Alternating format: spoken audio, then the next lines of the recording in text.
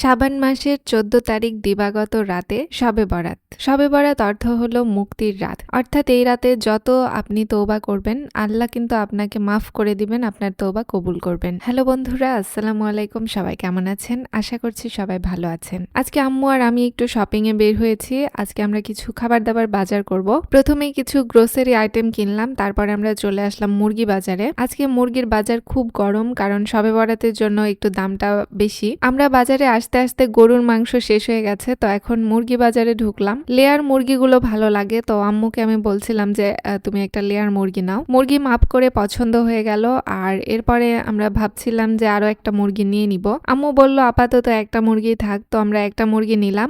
আর এই হচ্ছে আমাদের মুরগিটা। এসব ডিম পাড়ি লেয়ার মুরগি খেতে ভালোই লাগে। মুরগি কিনে আমরা চলে আসলাম এখানে হাঁস কিনতে। রাজহাঁস 600 টাকা করে কেজি, আর পাতি হাঁস এখানে 400 টাকা করে কেজি ছিল। এখানে প্রতিটা হাঁস প্রায় 3-3.5 কেজি ওজনের। তো রাজহাঁস খাওয়ার আমার খুবই ইচ্ছে ছিল, বাট আজকে আমাদের শপিং করতে করতে একদম হাত খালি হয়ে গেছে। তো যাই হোক, মুরগিটা এখন পরিষ্কার করে নিয়ে বাসায় যাব। নেক্সট টাইম হাঁস খাওয়া হবে ইনশাল্লাহ। এখন আপনাদের সবাইকে দেখায় কি কি আজকে আমরা শপিং করলাম। প্রথমে আমাদের মুরগিটা দেখাচ্ছি। এই মুরগিটা 2 কেজি প্লাস। মাশাআল্লাহ, মুরগিটা ভালোই হয়েছে নিয়ে।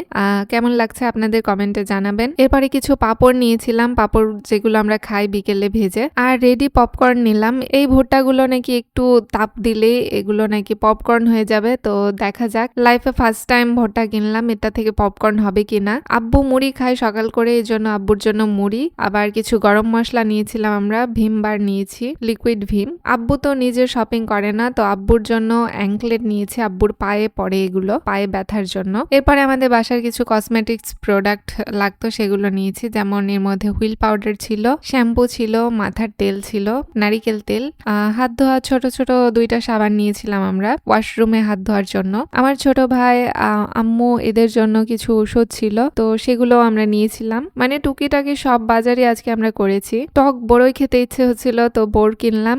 আর নিয়েছি চিনি আর দুধ। আজকে যেহেতু শবে বরাত, শবে বরাতের দিন আমরা একটু হালুয়া রুটি খাই, তো আজকেও আমাদের দুপুরের খাবারে অনেক লেট হয়ে গেছে। ছোট মাছের চচ্চড়ি ছিল আর ডিমের ভুনা করা হয়েছিল। দুপুরের খাবার শেষ করতে না করতে আম্মু আবার সন্ধ্যা হতেই এখানে হালুয়া তুলে দিয়েছে চুলাতে। বুটের হালুয়া খেতে এত ভালো লাগে কি বলবো। আর প্রত্যেক বছর আম্মু অনেকগুলো করে বুটের হালুয়া করে। আমাদের কোনো হালুয়া থাক বা না থাক, বুটের হালুয়াটা আমাদের বাসায় হবেই, মাস্ট। হালুয়া জাল দিতে দিতে আমাদের মাগরিবের আজান দিয়েছিল। নামাজ পড়ার পরে আমি আর আম্মু শুরু করে দিলাম ফরমাতে হালুয়া বানানো। ফরমাতে হালুয়া বানালে আমার দেখতেও ভালো লাগে আর খেতেও খুব ভালো লাগে। ডিজাইন হলে একটু ভালো লাগে দেখতে। ডিজাইন দেখতে ভালো, কিন্তু করতে গেলে খুবই কষ্ট হয়। তো এই যে আমাদের সবগুলো হালুয়া বানানো শেষ। আজকের ভিডিওটা এখানেই শেষ করছি। সবাই ভালো থাকবেন। আল্লাহ হাফেজ।